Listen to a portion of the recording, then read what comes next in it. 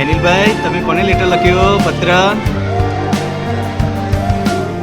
કોને પત્ર લખ્યો? મિત્રને. શું લખ્યું છે? તું ઘરેથી પાકા સ્પેલિંગ તૈયાર કરે છે. બરાબર. પછી તમે જીયાંશભાઈ, તમે મિત્રને લખ્યું છે. બરાબર. ચલો બીજું લખો જી. ચલો તમે કેવિનભાઈ, તમે શું કર્યું છે? ઉત્તરાયણનું વેકેશન આવે છે. અરે વાહ, ઉનાળાનું વેકેશન આવે છે. તો કોના ઘરે જવા માટે લખ્યું આ? હા.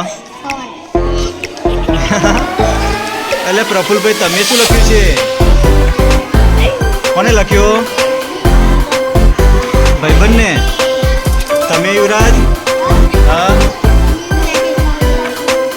જાતે લખી. બરાબર. બતાવો કોને લખ્યું છે?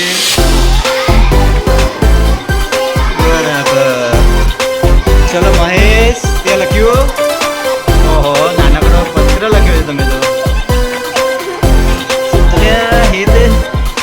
સરસ સરસ સરસ. રાજ્યલે લખ્યું છે, આરાધ્ય લખ્યું છે.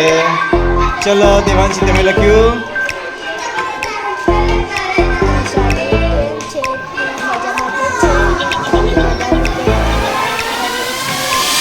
બરાબર. ઈશાનીને લખ્યું તમે. તમે કશિશ?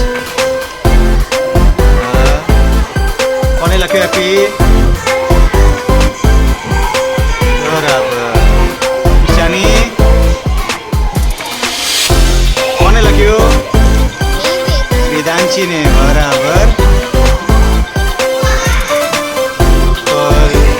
ઊંધો છે લેટર, સીધો કરો પત્ર. હા. તમે? Okay okay.